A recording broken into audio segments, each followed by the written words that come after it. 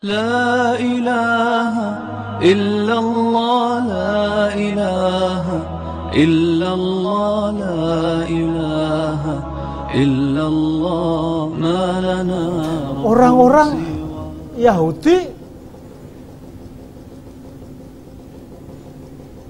meyakini di dalam kitab suci mereka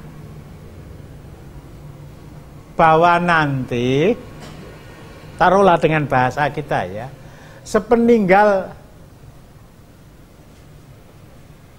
Nabi Yahya dilanjutkan dengan Nabi Isa yang diangkat oleh Allah ke langit, itu masih akan ada seorang Nabi penutup.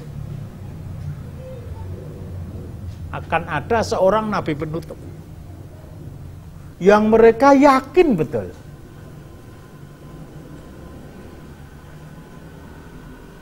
Berangkat dari sejarah yang mereka hadapi, bahwa Nabi terakhir yang akan diutus oleh Allah Subhanahu wa ta'ala itu dari golongan mereka. Dari golongan mereka. Sifat-sifat Nabi yang diutus tadi, bahkan penampilan fisiknya itu diketahui oleh orang-orang Yahudi, paling tidak dengan bahasa yang sering kita angkat, ayat 146 surat Al-Baqarah, alladzina atainahumul kitabah ya'rifunahu kama ya'rifuna abna'ahum. Mereka mengenal Muhammad sallallahu alaihi wasallam sebagai nabi terakhir itu seperti halnya mereka mengenal anak-anak mereka sendiri. Begitu juga di dalam surat ke-6, surat Al-An'am, ayatnya 20. Alladzina atainahumul kitabah ya'rifunahu kama ya'rifuna abna'ahum alladzina khasiru anfusahum fahum la yu'minun. Itu ya sudah nggak ada bahasa lain yang lebih pas dibanding ini. Mereka mengenal Muhammad sallallahu alaihi wasallam seperti mereka mengenal anak-anak mereka. Nggak ada yang lebih akrab dengan kita, lebih kenal dengan kita dan lebih kita kenal dibanding dengan anak-anak kita. Sebelumnya Nabi Isa alaihi salam juga sudah memberi berita kepada mereka di dalam surat As-Saff, surat ke-61, ayatnya 6, wa idh qala Isa bin Maryam ya bani Israila inni rasulullahi ilaikum musaddiqan lima baina yadayya minat taurati. Ya di sini wa mubasysyiram birrasulin ya'ti mim ba'dismuhu Ahmad. Sangat jelas sekali. Falamma ja'ahum bil bayyinati qalu hadza sihrun mubin. Untuk lebih mantapnya akhi Abu Habib tolong dibaca artinya. Ingatlah ketika Isa putra Maryam berkata, hai Bani Israel, sesungguhnya aku adalah utusan Allah kepadamu, membenarkan kitab yang turun sebelumku, yaitu Taurat, dan memberi kabar gembira dengan datangnya seorang rasul yang akan datang sesudahku, yang namanya Ahmad atau Muhammad, Maka tatkala Rasul itu datang kepada mereka dengan membawa bukti-bukti yang nyata, mereka berkata, ini adalah sihir yang nyata. Itu apa kata orang Jawa itu, orang-orang Yahudi itu sudah betul-betul kemecer. Dalam arti sangat positif tentang datangnya Nabi yang terakhir. Nah, kecilik bojone burik lagi. Kok ternyata Nabi yang terakhir itu tidak seperti yang kita harapkan. Artinya, kok tidak diutus dari kalangan kami? Justru diutus dari keturunan Nabi Ismail alaihi salam.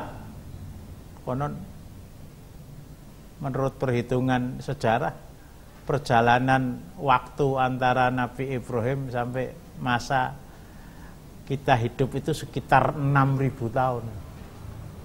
Jadi kalau diukur dengan ukuran Rasulullah Sallallahu Alaihi Wasallam yang sudah 1435 tahun menurut ukuran Hijriah itu, loh, setelah 4.000 tahun lebih Nabi yang terakhir itu betul-betul diturunkan.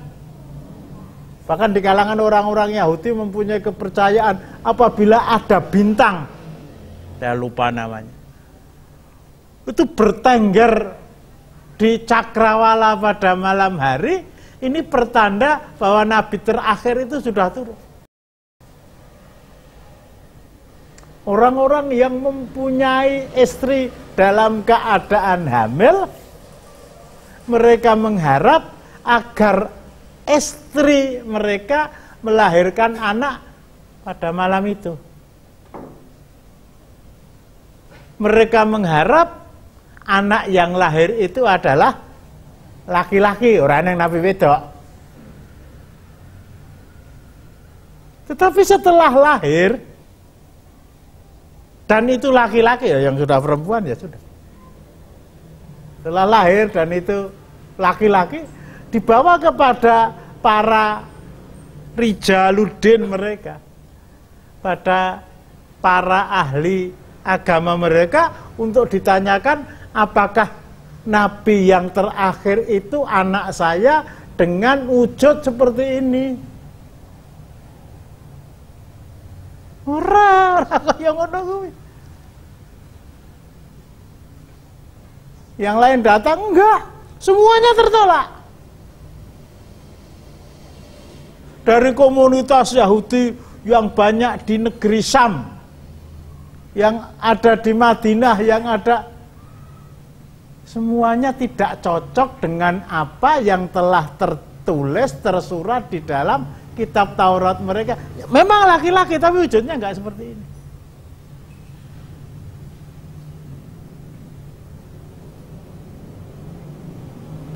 Wujudnya tidak seperti ini. Sehingga dulu pernah kita kaji, ketika seorang pendeta Nasturiyah melihat rombongan orang-orang Quraisy berdagang dari Makkah ke Syam, ya rilatasita wasai,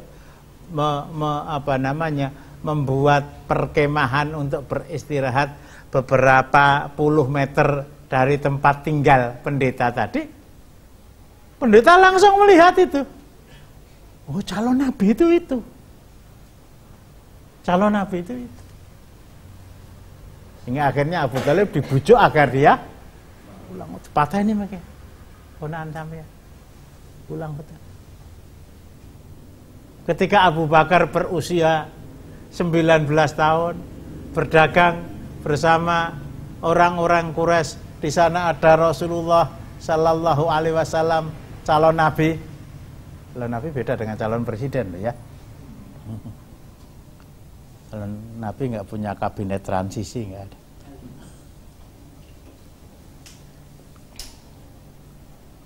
Itu saklebatan pendeta-pendeta yang ada di negeri Syam itu. Loh,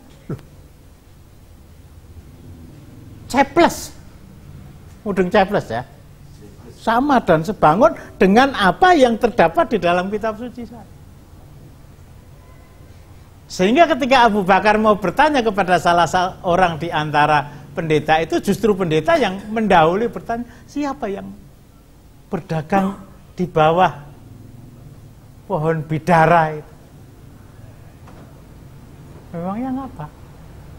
Menurut catatan kami tidak ada seorang pun yang berani berdagang di bawah pohon bidara itu, kecuali dia adalah seorang yang akan diangkat oleh Allah menjadi nabi. Berita ini bagaimanapun juga setelah didengar oleh Abu Bakar, dan Abu Bakar mantep bahwa orang ini akan menjadi nabi, itu didengar oleh pedagang yang lain. Nah, di sini persoalannya di sini. Didengar oleh orang-orang Quraisy yang ikut berdagang. Ketika mula mereka pulang itu disampaikan dengan getok tular dari mulut ke mulut. Bahkan wallahu alam ketika Abu Thalib pulang pun membawa Rasulullah yang baru berusia 12 tahun, mendengar berita gembira itu, akhirnya membatalkan rihlatas syita, rihlatas saifnya ke Syam. Ditanya orang dan dia menjawab itu. Paling tidak kepada keluarga Bani Abdul Muthalib. Begitu ya. Kepada paman-paman Rasulullah, kepada saudara-saudara Abu Thalib, berita ini sudah sampai kepada mereka. Abu Lahab sudah mendengar. Wallahu a'lam, ada perasaan nyicil ayem. Nyicil ayem. Nanti ada seorang nabi yang diangkat di antara kita. Itulah sebabnya mana Allah telah karuniakan kepada mereka wa tafadzola, dan mengutamakan bangsa Arab di atas orang-orang Yahudi, meskipun secara tradisional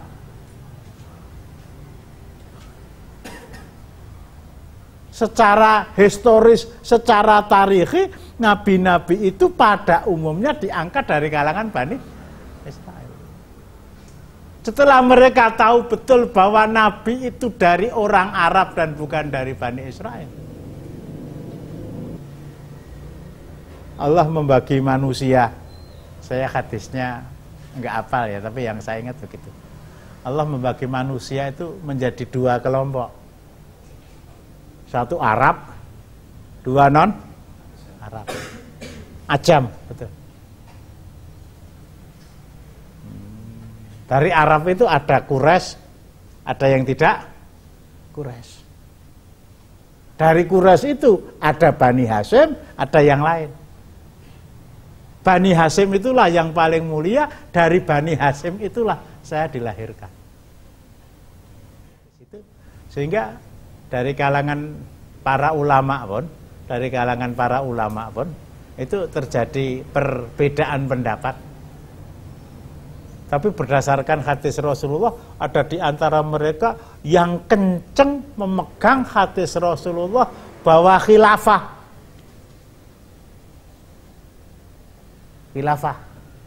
pimpinan tunggal umat Islam itu harus dari orang Quraisy. Lah Al-Baghdadi yang bikin gempar hari ini itu ditelusuri juga dari orang Quraisy. Gak kuwi lah gitu lah. Gak kuwi. Yang kata gak kuwi itu orang-orang yang tidak senang kepada Islam. Di satu sisi mempercayai ajaran Islam, tapi di satu sisi mereka tidak mau masuk Islam. Bahwa usaha orang-orang Yahudi, orang-orang Nasrani, walan tardo angkal Yahudu wa lan nasoro kata tatapi amilatahum, ayat 120 surat Al-Baqarah itu memang iya, tapi kenyataannya kok jumplangnya kok yo tenanan begitu ya. Ya tenanan. Ini manna. Allah telah karuniakan. Oh, bejo kemayangan kowe wong Arab. Bejo kemayangan itu bukan bahasa sirik loh ya. Ora kita ngaku ya ora mudeng neng karepe iki sangat beruntung dan sangat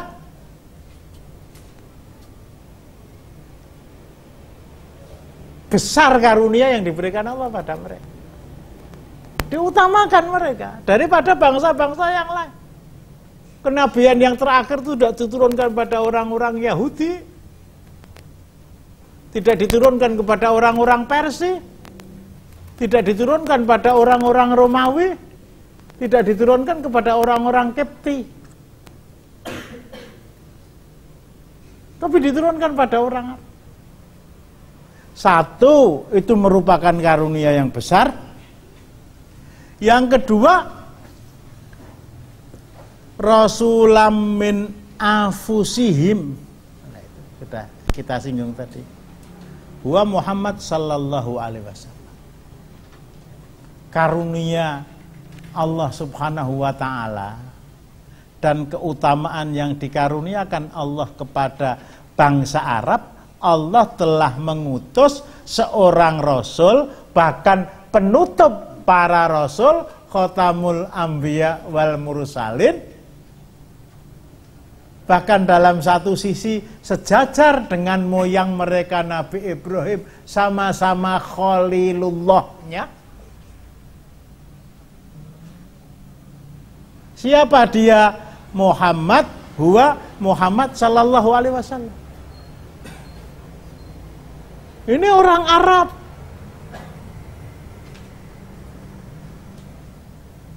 Orang Madinah, Ansor, itu orang Arab. Orang Muhajirin, orang Arab. Tapi ini Arab Quraisy. Ansor kalah. Quraisy ini Bani Hasyim, yang lain-lain kalah. Dan mereka menghormati Bani Hasyim, itu mereka hormati. Sampai pernah saya terangkan ada kengirian Abu Jahal. Kengirian Abu Jahal.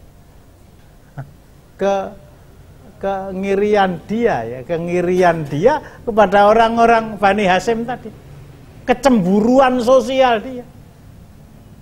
Kamu percaya enggak kalau Muhammad itu Nabi? Percaya. Nah, kok enggak mau masuk Islam? Habis dari sini. Ini kecemburuan sosial dia. Sikoyah, masalah pendistribusian air Zam-Zam diberikan kepada Bani Hasyim. Liwa, bendera perang diberikan pada mereka. Hijabah, kunci Ka'bah diserahkan pada mereka. Padahal Ka'bah itu sak Timur Tengah yang ada cuma satu. Raja Abraha pun ngiri. Kami membawa pasukan gajah untuk menghancurkannya, dan Allah menghancurkan mereka dengan alam taro kaifa fa'ala rabbuka biashabil. Jabatan-jabatan strategis semuanya diberikan kepada Bani Hasyim. Ada jabatan yang lebih strategis dari jabatan strategis tadi, jabatan kenabian itu diberikan kepada Bani Hasyim juga, diberikan pada Muhammad.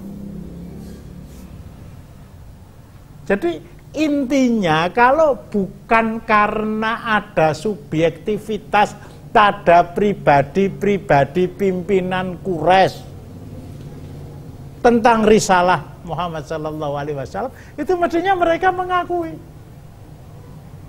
Jangankan Abu Jahal ya, jangankan Umayyah bin Khalaf, jangankan tokoh-tokoh Abu Sufyan dan lain-lain yang bukan dari Bani Hasyim, Abu Thalib pun tetap lebih mengedepankan kesetiakawanan dia kepada orang-orang Quraisy daripada membela kebenaran, yang kebenaran itu dibawa oleh kemenakannya sendiri. Di satu sisi dia bela Rasulullah dengan segala daya dan upaya, tapi inti dari pembelaan dia, pokok persoalan di mana dia membuktikan dia telah membela Rasulullah dengan mengucap asyhadu alla ilaha illallah wa asyhadu anna Muhammadar Rasulullah itu masih tertahan di dalam hati. Ini rasa perkewo, rasa sungkan soal dunia, rasa kekhawatiran bagaimana kalau jabatan saya sebagai orang yang mempunyai otoritas penuh dalam mendistribusikan air Zam-Zam itu dicabut oleh mereka. Ini mestinya disadari oleh mereka. Disadari oleh mereka. Sampai di akhir-akhir sejarah kerasulan beliau, kok sejarah kerasulan ya. Sejarah hidup beliau ketika suatu ketika Raja Kaisar Heraklius itu menanyai Abu Sufyan tentang siapa itu Muhammad. Tentang siapa itu? Itu pada diri Abu Sufyan betul-betul tertanam keyakinan yang tak tergoyahkan. Bani Asfar, dalam sejarah itu disebut Bani Asfar, orang yang berkulit kuning. Kita mengatakan orang Barat itu kulit putih, tetapi dalam sejarah disebutkan Bani Asfar. Orang Romawi yang bukan orang Arab, itu saja mengakui kebenaran risalah Muhammad. Lah kok saya tidak? Itu Abu Sufyan. Kok saya malah tidak? Lah gimana kalau saya mengakui, wong saya itu diangkat menjadi tokoh nomor 1. Dilantik nanti, dilantik ya. Sehingga ketika malam sebelum Fatu Makkah diajak oleh Abbas, paman Rasulullah, menghadap Rasulullah untuk ikrar la ilaha illallah itu dengan mudah lisannya mengucapkan. Karena hati sudah meyakini. Ini mestinya karunia yang sangat besar bagi orang-orang Arab Mekah, khususnya orang-orang Quraisy. Tetapi ayat ini diturunkan di Madinah. Ayat ini diturunkan di Madinah. Sasarannya memang orang-orang beriman itu orang-orang Arab, tetapi melebar dari hanya Arab Quraisy sampai kepada orang-orang Aus dan Khazraj, penduduk Madinah yang berketurunan Arab. Kelanjutannya, Rasulullah min anfusihim wa Muhammad sallallahu alaihi wasallam wa yuzakkihim bima yurshiduhum ilaihi minal a'malis solihati wal akhlaqil fadilati wal adabil aliyati. Mereka datang yuzakkihim, mensucikan mereka, bima dengan apa-apa yang yursiduhum mereka anjurkan kepada mereka, yang Rasul tadi menganjurkan kepada mereka, ilaihi kepada kerasulan tadi, minal a'mali sholihah dari amal-amal soleh, wal akhlaqil fadilah dan akhlak-akhlak yang mulia, wa al adabul aliyah dan etika sopan santun yang tinggi. Dalam tafsir saya baca Al-Qurtubi kalau tidak keliru, yuzakkihim, mensucikan mereka, mengajari kepada mereka ketika mereka sholat diperintahkan untuk berwudu. Itu hanya Islam yang mengajarkan begitu.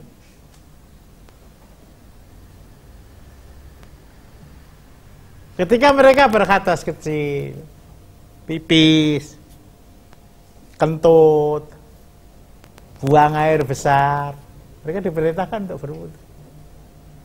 Ini hanya Islam.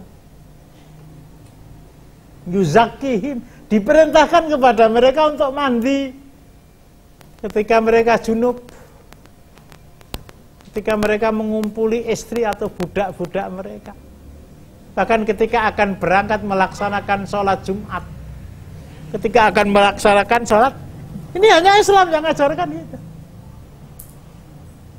Justru di kalangan keraton saya pernah baca itu mandi janabah itu dianjurkan sebelum mereka menggauli istri mereka. Jadi ya menurut ajaran filosofis mereka yang tidak jelas arahnya, itu sebelum kamu menggauli istri kamu betul-betul harus suci lahir batin.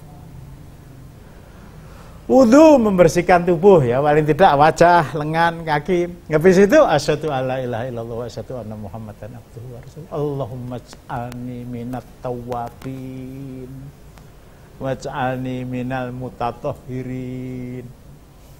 Enggak ada yang ngajarkan gitu tuh kecuali Islam. Enggak namu wudu piye ora mudeng itu.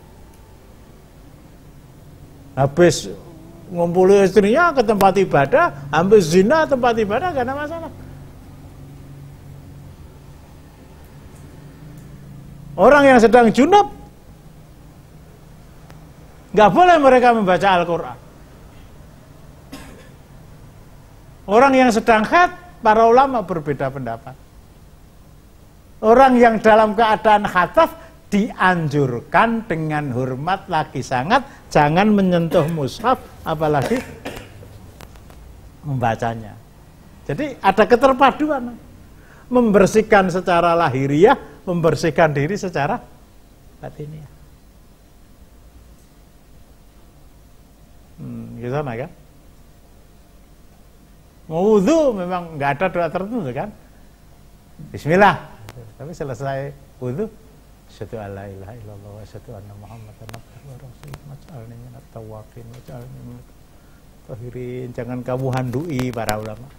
Air yang netes dari wajah kamu itu ikut memohonkan ampun atas dosa-dosa kamu. Tentu saja dosa-dosa kecil.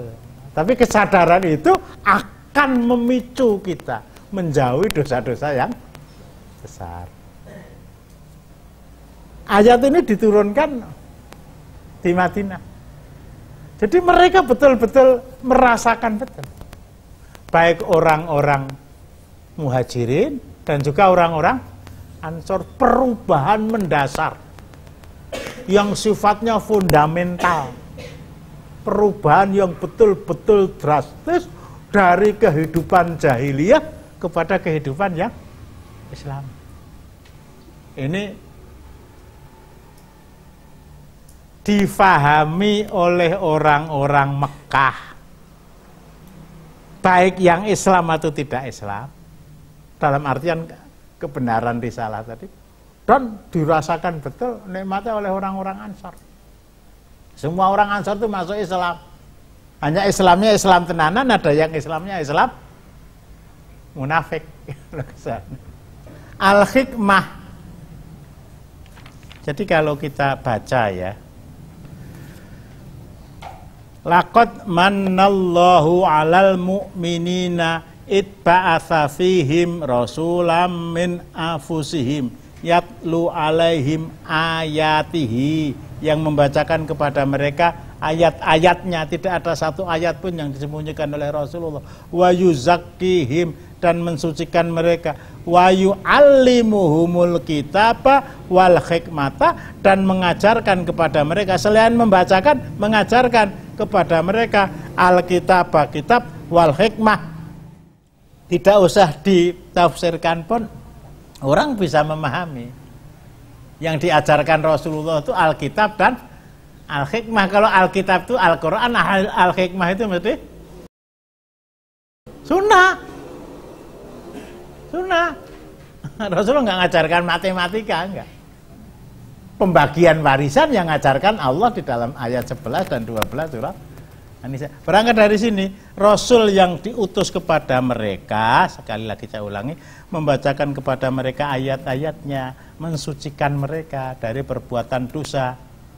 Sampai kalau diterangkan dari rasa dengki, dari rasa ngiri, begitu ya, dari rasa loba, dari dendam, dari dan seterusnya. Wa yu'allimuhum, dan mengajarkan kepada mereka Alkitab wal hikmah, kitab dan hikmah. Kalau kitab itu Al-Quran.